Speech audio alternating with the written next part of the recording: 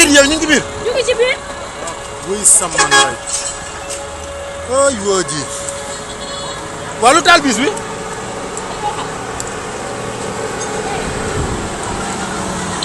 wuy sama ndey. ma ñëwee ba fii nii si passerelle bi nii am client bu demandé arrêt ma taxaw di ko wàccee bon bi ma taxawee dama jékki-jékki rek gis ñaari 2 personnes génn yor ay xeer ay ngandi xeer ah léegi taxaw jàkkaarloog man face à face dan may saaga bon bi ñuy saaga peut-être maa ngi gis beneen gain bi yor flamme bi quoi taxawee à côté. mooy cocktail bi mais mi ngi tàkk flamme quoi. mais man booba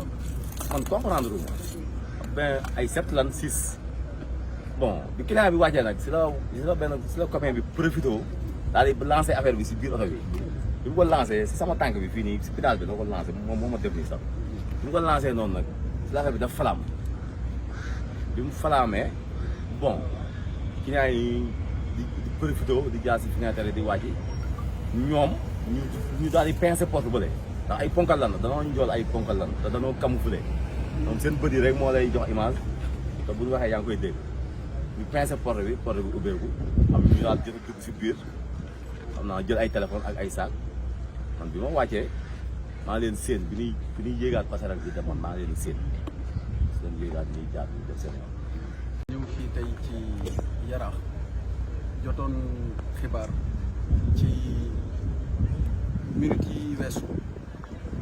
bawoo ci gendarmerie ak ci sapeur pompier bi ñu yegsee fii gis nañ fi lu tiis maa ngi dend nii ak chauffeur bi doon dawal ligne 65 bi jógee Kounoune jëmoon Colobane yaboon ay nit bi mu yegsee ba fii yaakaar naa di xaar client. non client da doon wàcc quoi. client di wàcc demandé arrêt quoi. client demandé arrêt bi client bi demandé arrêt am lu mu toll ci juróom-ñaari nit ñu ñëw wër kaar bi yor cocktail molotov sànni ko ci ay sénégalais ni ñoom ba ñaar ñàkk seen bakken ñuy massawu seen ay njaboot di ñaanal yàlla mu fëgg bopp ñi ci am ay gaañu-gaañu muy ay lakk-lakk yu metti toll ci juróomi nit ma wax ni li xew fii nii tey waxoon naa ci 2021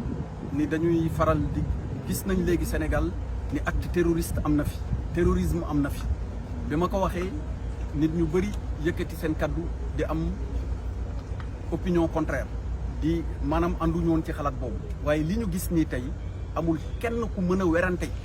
ni lii acte terroriste la lii attentat la ndaxte fekk ay doomu sénégalais yu dugg ci bus jóge Kounoune jëm Colobane amuñu benn toor bu ñu def lu dul jug di doxi seen ay soxla nga jël cocktail molotov sànni ko ci car bu yàpp ay nit c'est un acte terroriste et c'est un attentat loolu nag maa ngi wax ni l'État ne laissera pas faire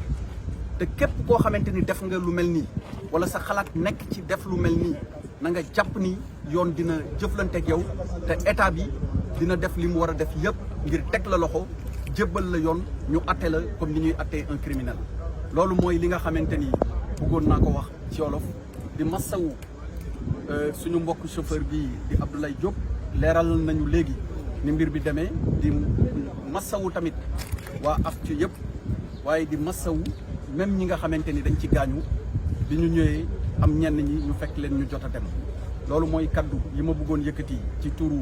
njiitu réew mi ak ci turu gouvernement bi yëpp di wax ni gis nañ taxawaayu force de défense et de sécurité yi ma leen di sargal bu baax muy gendarmerie muy police muy armée muy sapeur pompier ku ci nekk ci wàllu maintien de l'ordre ak ci ànd ak ñiy rétablir ordre wala ñu koy maintenir gis nañ lu rafet lu baax li nga xamante ni moom lañ koy defee te noonu lañ ko nar a wéyalee képp ku yaakaar nag ni fii ci Sénégal mun nga tiital nit wala mun nga ko xoqatal da ngay nax sa bopp ndaxte réew mi ñun ñoo ko bokk ñun ñoo ci bokk yem ku ci nekk da nga ci am cër waaye cër boobu yaa ngi koy tibbee ci li nga xamante ni mooy loi yaa ngi koy tibbee ci li nga xamante ni moom mooy règlement kenn ci ñun à tàmbali par gouvernement bi amoo droit wàcc yoon bi ñeneen ñi nga xamante ni tamit ñoom la ñu seqal réew mi amul kenn ku ci war a wàcc yoon waaye wax ni da nga am lu la metti wala àndoo ci dara nga fekk ay doomu sénégalais comme yow amaana ñi nga jël cocktail molotov sànni ko ci biir oto bi ñu yore amaana am na ñoo xamante ni ñii ñi ngi ànd ak parti politique bu nekk ci majorité amaana ñi ngi ànd ak parti politique bu nekk ci opposition waaye yow sa yoon nekku ci nga ñëw fekk oto bu yàpp ay nit ba fees sa xel nekkul ci dara sa xel amul dara lu mu jàpp lu dul jël cocktail molotov sànni ko ci biir oto boo xam ne ay doomi sénégalais ni yow ñoo ci nekk ba noppi ñi ci génn wala ñi nga fekk ci biir nga sàcc seen ay téléphone sàcc seen xaalis ça c'est un acte terroriste et l'État ne laissera pas faire. Je vous remercie. Je vous remercie. Je voudrais d'abord commencer par présenter mes condoléances les plus émues au nom de son Excellence, Monsieur le Président de la République, Macky Sall, suite à cet attentat, à cet acte terroriste que nous venons d'enregistrer. Nous avons été informés par la gendarmerie et par les éléments des sapeurs-pompiers que 7 individus encagoulés ont pris en étau un car de transport en commun, communément appelé Tata, les Tata Aftu, et précisément la ligne 65 qui a quitté Kounoune pour rallier Koloban. À bord, il y avait des Sénégalais, des passagers sénégalais. Leur seul tort, c'est de vouloir se lever et d'aller travailler. Quel acte répréhensible, quel acte criminel, quel acte inhumain que de jeter un cocktail molotov dans un bus transportant des Sénégalais comme soi. Alors, je voudrais dire à l'attention de ceux qui ont commis cet acte que l'État va se lancer à leur poursuite, va les rechercher, va les arrêter avant de les livrer à la justice. Nous sommes un pays de démocratie où chacun a des droits et a des devoirs également, à commencer par le gouvernement, les citoyens également. C'est cela qui nous lie et c'est cela qui nous rassemble au niveau de la République. Mais penser qu'on peut imposer par une théorie de la pensée unique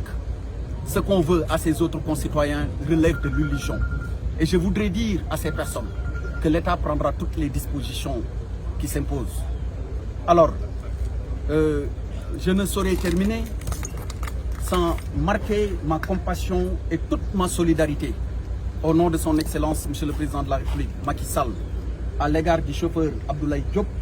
de son receveur, mais aussi à l'ensemble de toute la grande famille Aftu. Je dois dire que lors de cet attentat terroriste, nous avons déploré 7 victimes, dont 2 corps sans vie et 5 blessés graves. Nous présentons nos condoléances les plus émues au nom de son Excellence, Monsieur le Président de la République, Macky Sall, aux familles éplorées et souhaitons un prompt rétablissement aux personnes blessées qui ont été donc affectées par l'incendie criminel qui a été occasionné par ces malfaiteurs. Au-delà, et selon les premiers renseignements recueillis sur place, ces 7 personnes encagoulées qui ont entouré le véhicule ont aussi dépossédé de leurs biens les passagers qui se trouvaient à bord du véhicule, téléphone portable et autres effets, argent et donc autres effets personnels. Je vous remercie.